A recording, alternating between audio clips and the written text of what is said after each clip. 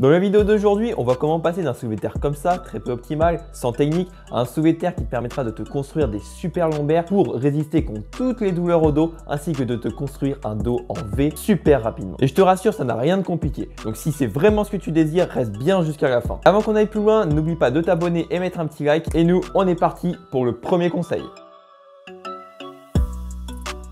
Souvent, les personnes, quand elles font un soulevé de terre, elles veulent reprendre la même mécanique qu'au squat. Sauf qu'il faut bien différencier squat et deadlift. Sur le deadlift, on est beaucoup plus penché, ce qui permet de beaucoup plus solliciter le dos ainsi que les extenseurs de la hanche, c'est-à-dire les ischios et les fessiers. En fait, mettre tes hanches trop basses, ça va être néfaste pour 3 raisons. La première, c'est que tu pars dans une position qui est complètement désavantageuse et qui t'empêche de réellement tirer. Ensuite, comme tu es plus droit, tes genoux sont un petit peu plus droits, ce qui va avancer un petit peu ta barre.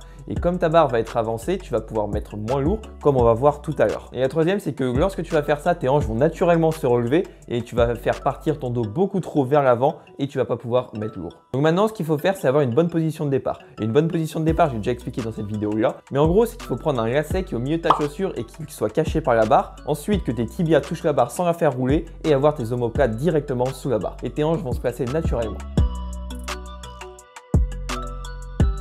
Donc je pense qu'à la salle de sport ou alors sur des vidéos, on a dû voir des gens qui limite marchaient très vite ou couraient vers leur barre de deadlift et bam, ils la soulevaient. Mais si tu fais ça, tu vas perdre ta position de départ qu'on a vu au conseil numéro 1. Donc ce qu'il faut que tu fasses, c'est que tu aies déjà une bonne position de départ. Une fois que tu auras une bonne position de départ, il va falloir que tu crées de la tension dans ton corps, que tu sois un bloc rigide. Parce que lorsque tu vas soulever une barre, si tu es tout mou, et ben la charge va en fait te casser. Du coup, ça va te mettre de la tension dans ton dos et mettre de la tension de la zone abdo-oblique-lombaire. Pour activer la zone abdo-oblique-lombaire, il va falloir que tu inspires par le ventre et que tu bloques ta respiration durant toute ta répétition. Pour activer tes dorsaux, il va falloir que tu penses à enrouler la barre au niveau de tes tibias et comme ça, tu vas faire une rotation externe de l'épaule. Une fois que tu as ta position et tu as créé de la tension là, il va falloir être ce qu'on appelle patient au décollage.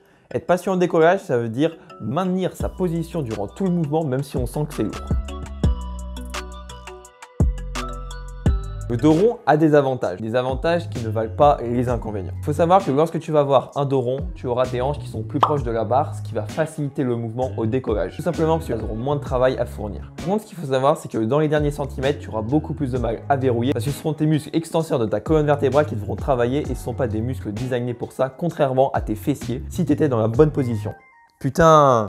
Le deuxième inconvénient, et je dirais même le plus important, c'est que tu risques d'avoir des blessures au dos comme une hernie discale. Et le troisième, c'est que ça fatigue énormément tes muscles extenseurs de ta colonne vertébrale et ils vont mettre énormément de temps à récupérer et donc impacter aussi tes autres mouvements comme le squat ou même développé couché ou le rowing. Quand tu as le dos rond, tu as deux solutions. Un, tu te filmes, tu corriges ça, c'est un problème de proprioception. La deuxième, c'est que même avec la proprioception, dès que tu sens que c'est lourd, ton dos s'arrondit, tu sais pas comment faire. Pour ça, il y a deux raisons. La première, c'est que tes lombaires sont trop faibles. Souvent, on pense que c'est ça, mais c'est dans la majorité des cas, ce ne l'est pas. La deuxième, c'est que tu n'utilises pas suffisamment tes extenseurs de la hanche et plus particulièrement tes fessiers. Si tu ne les actives pas, en fait, tes lombaires vont vouloir prendre le relais, mais elles ne sont pas suffisamment fortes pour supporter des charges comme au soulevé de terre, contrairement à tes fessiers qui sont designés naturellement pour ça. Donc du coup, ce qu'il faut que tu fasses, c'est que tu actives bien tes fessiers consciemment durant ton mouvement si tu le fais pas. Ensuite, des fois, tu peux faire en échauffement des petits exercices pour les activer et faciliter cette activation durant le mouvement.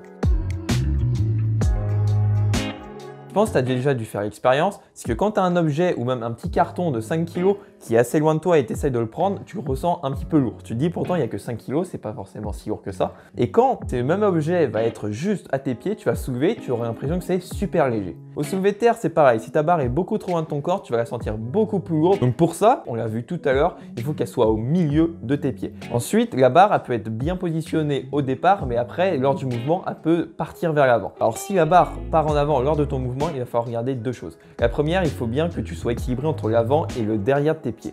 Si tu vas trop vers l'avant, évidemment, ta barre va aussi partir vers l'avant. La deuxième chose, il faut que tu utilises tes dorsaux pour pouvoir stabiliser déjà ton corps, mais aussi garder la barre proche de tes tibias. Lors de ton deadlift, c'est pour ça qu'on met des chaussettes, ça va peut-être faire un petit peu mal au niveau des tibias. Il faut vraiment que tu sentes que ça les rip et qu'elle reste collée. Donc pour cette erreur, il faut bien que tu regardes ta position de départ et si pendant le mouvement, elle reste vraiment proche.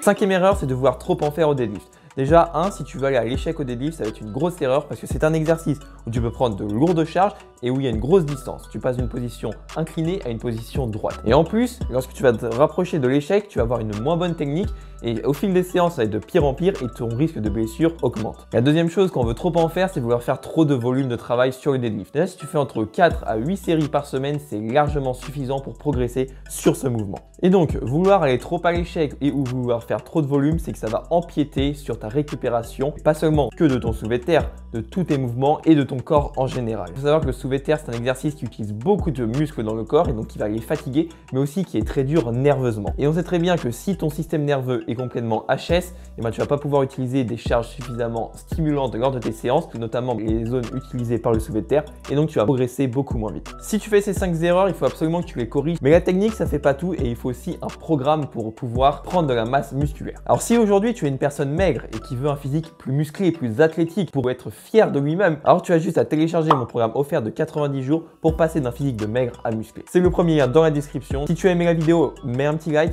abonne-toi et mets un petit commentaire pour me dire ce que tu en as pensé. Et moi je te dis à la prochaine.